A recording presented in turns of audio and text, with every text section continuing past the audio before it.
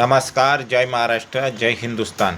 विद्यार्थी यांचं आंदोलन जंतर मंतरवरती दिल्लीमध्ये होत आहे. पक्षप्रमुख सन्मान्य उद्धवजी बाळासाहेब ठाकरे यांनी जाऊन तिथे विद्यार्थ्यांशी संवाद साधला आहे.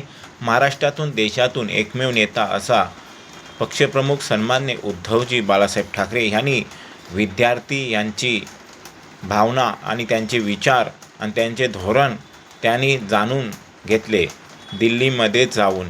आणि या देशामध्ये मोठे मोठे नेते आहेत, सत्ताधारी असो या विरोधी पक्षामधले असणारे भरपूर नेते आहेत या देशामध्ये. पण त्यांनी देखील जंतर जाऊन आपले विद्यार्थी, आपले तरुण आपल्या येणाऱ्या भविष्यासाठी लढत आहेत, त्यांच्या बाजून उभं राहिलं पाहिजे. आणि तरुण ही पिढी ही देशाला येणारी प्रेरणा देणारी असते आणि तरुण हे देशाचं भविष्य घडवणार असतात.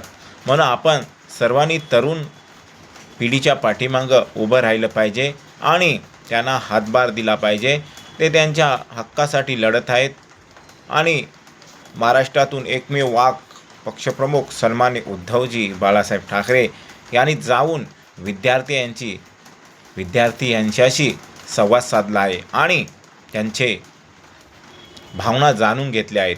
असंच सर्व विरोधी पक्षातल्या आमदारांनी, खासदारांनी, नेत्यांनी, पक्ष पार्टी यांनी सर्वांनी जाऊन या भविष्य देशाचा घडवणार आहेत असे विद्यार्थी तरुण यांच्या पाठीशी आपण सर्वांनी ठामपणे उभं राहिलं पाहिजे.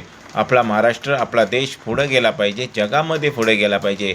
या दृष्टिकोनातून आपण सर्वांनी याचा विचार केला पाहिजे. पक्षप्रमुख सन्मान्य उद्धवजी बाळासाहेब ठाकरे यांनी काल दिल्लीमध्ये जाऊन तरुणांच्या भावना जाणून घेऊन त्यांना एक साथ दिली आहे, ताकद दिली आहे आणि लढायचं कसं आणि जिंकायचं कसं हे त्यांनी दाखवून दिलं आहे. तसंच सर्व पक्षीय नेत्यांनी देखील हे करणं गरजेचं आहे. आपल्या देशाला आणि या महाराष्ट्राला तरुणांची गरज आहे. म्हणून आपण तरुणांनी पुढं आलं पाहिजे, तरुणांना आपण साथ दिली पाहिजे आणि आपला महाराष्ट्र, आपला देश घडवला पाहिजे आणि टिकला पाहिजे, वाढला पाहिजे. सत्ताधारी आता मोठे आक्रमक करत आहेत, सत्ताधारी आता तोंडावरती पडत आहेत. राम मंदिर